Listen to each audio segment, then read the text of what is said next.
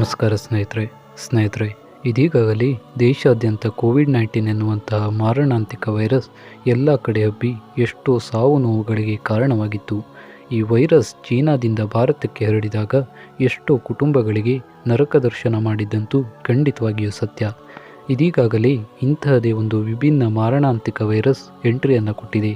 ಡಿಂಗಾ ಎಂಬ ಹೆಸರಿನಿಂದ ಕರೆಯಲ್ಪಡುವಂತಹ ಈ ವೈರಸ್ ಹುಟ್ಟಿದಾದರೂ ಎಲ್ಲಿ, ಹಾಗೆಯೇ ಇದರ ಪರಿಣಾಮ ಕೊರೋನಾ ವೈರಸ್ ಅಷ್ಟೇಯೇ ಅಪಾಯಕಾರಿಯಾಗಿದೆಯಾ, ಇವೆಲ್ಲದರ ಬಗ್ಗೆ ಇವತ್ತಿನ ವಿಡಿಯೋದಲ್ಲಿ ತಿಳಿಸ್ಕೊಡ್ತೀವಿ ಅಂತ ಹೇಳ್ತಾ ಇವತ್ತಿನ ಕಥೆಯನ್ನು ಶುರು ಮಾಡ್ತಿದ್ದೀವಿ. ಸ್ನೇಹಿತರೆ, ಡಿಂಗಾ ಎಂಬ ಹೆಸರಿನಿಂದ ಕರೆಯಲ್ಪಡುವ ಈ ವೈರಸ್ ಮೂಲತಃ ದಕ್ಷಿಣ ಆಫ್ರಿಕಾದ ಉಗಾಂಡದಲ್ಲಿ ಪತ್ತೆಯಾಗಿದೆ.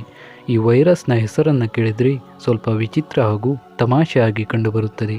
ಆದರೆ ಈ ವೈರಸ್ ಅದರ ಹೆಸರಿಗೆ ತುಂಬಾ ವಿರುದ್ಧವಾಗಿದೆ. ಸ್ವತಃ ವಿಶ್ವಸಂಸ್ಥೆಯೇ ಈ ವೈರಸ್ನ ಬಗ್ಗೆ ಕಳವಳವನ್ನು ವ್ಯಕ್ತಪಡಿಸ್ತಾ ಇದೆ. ಸ್ವಲ್ಪ ವರ್ಷಗಳ ಹಿಂದೆ ಚೀನಾ ದೇಶದಲ್ಲಿ ಹುಟ್ಟಿದಂತಹ ಕೋವಿಡ್-19 ಎಂಬ ವೈರಸ್ ನೋಡುತ್ತಲಿದ್ದಂತೆ ಭಾರತಕ್ಕೆ ಬಂದು ಅಪ್ಪಳಿಸಿತ್ತು. ಕಣ್ಣಿಗೆ ಕಾಣದ ಒಂದು ವೈರಸ್ ಇಡೀ ದೇಶವನ್ನು ಸ್ತಬ್ಧಗೊಳಿಸಬಲ್ಲ ಸಾಮರ್ಥ್ಯ ಇದೆ ಎಂಬುದನ್ನು ಇದು ತೋರಿಸಿಕೊಟ್ಟಿತ್ತು. ಈ ಕೊರೋನಾ ವೈರಸ್ನಿಂದಾಗಿ ಸಾವಿರಾರು ಜನರು ಪ್ರಾಣವನ್ನು ಬಿಟ್ಟಿದ್ರು.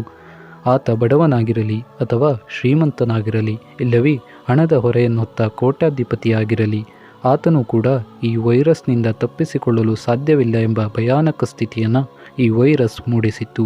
ಈ ವೈರಸ್ನಿಂದಾಗಿ ದೇಶಾದ್ಯಂತ ಎಲ್ಲ ವ್ಯವಹಾರಗಳು ಸ್ತಬ್ಧವಾಗಿದ್ದವು. ಹಾಗೆಯೇ ಯಾವುದೇ ಸಂಚಾರ ವ್ಯವಸ್ಥೆಗಳು ಕೂಡ ಇರಲಿಲ್ಲ. ಇದರಿಂದಾಗಿ ಭಾರತಕ್ಕೆ ಕೋಟಿ ಹಣದ ನಷ್ಟವಾಗುತ್ತದೆ. ಮುಂದೆ ಈ ವೈರಸ್ಗೆ ಒಂದು ಮದ್ದನ್ನು ಕೂಡ ಕಂಡುಹಿಡಿತಾರೆ. ಇದೀಗಾಗಲೇ ಭಾರತ ಈ ವೈರಸ್ನಿಂದ ಸ್ವಲ್ಪವೇ ಚೇತರಿಸಿಕೊಳ್ತಾ ಇವೆ.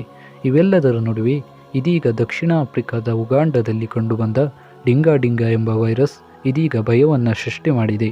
ಈ ವೈರಸ್ ಯಾವುದಾದರೂ ಪ್ರಾಣಿಗಳಿಂದ ಬಂದಿದೆಯಾ ಅಥವಾ ಯಾವುದಾದರೂ ಪಕ್ಷಿಗಳಿಂದ, ಇಲ್ಲವೇ ಯಾವುದಾದರೂ ಕೆಮಿಕಲ್ನಿಂದ ಬಂದಿದೆಯಾ ಎಂಬುದರ ಬಗ್ಗೆ ಇಲ್ಲಿ ವಿಜ್ಞಾನಿಗಳಿಗೆ ಯಾವುದೇ ಉತ್ತರ ಸಿಗ್ತಾ ಇಲ್ಲ. ಈ ವೈರಸ್ ಯಾವುದರಿಂದ ಬಂದಿದೆ ಎಂಬುದರ ಬಗ್ಗೆ ವಿಜ್ಞಾನಿಗಳು ಸಂಶೋಧನೆಯನ್ನು ನಡೆಸ್ತಾ ಇದ್ದಾರೆ. ಆದರೆ ಖಚಿತವಾಗಿ ಇದರಿಂದಲೇ ಬಂದಿದೆ ಎನ್ನುವುದಕ್ಕೆ ಅವರಿಗೆ ಯಾವ ಆಧಾರಗಳು ಕೂಡ ಸಿಗ್ತಾ ಇಲ್ಲ. ಇನ್ನು ಈ ವೈರಸ್ ಅಟ್ಯಾಕ್ ಆದರೆ ಯಾವೆಲ್ಲ ಪರಿಣಾಮವನ್ನು ಬೀರುತ್ತೆ ಅನ್ನೋದನ್ನು ನೋಡೋದಾದರೆ ಇದೀಗ ಉಗಾಂಡದಲ್ಲಿ ಸಾವಿರಾರು ಜನರಿಗೆ ಈ ವೈರಸ್ ಕಾಣಿಸಿಕೊಳ್ತಾ ಇದೆ. ಅಷ್ಟೇ ಅಲ್ಲದೆ ಈ ವೈರಸ್ನ ತೀವ್ರತೆಯಿಂದಾಗಿ ಅಲ್ಲಿಯ ಎಷ್ಟೋ ಜನ ತಮ್ಮ ಪ್ರಾಣವನ್ನು ಬಿಡ್ತಾ ಇದ್ದಾರೆ.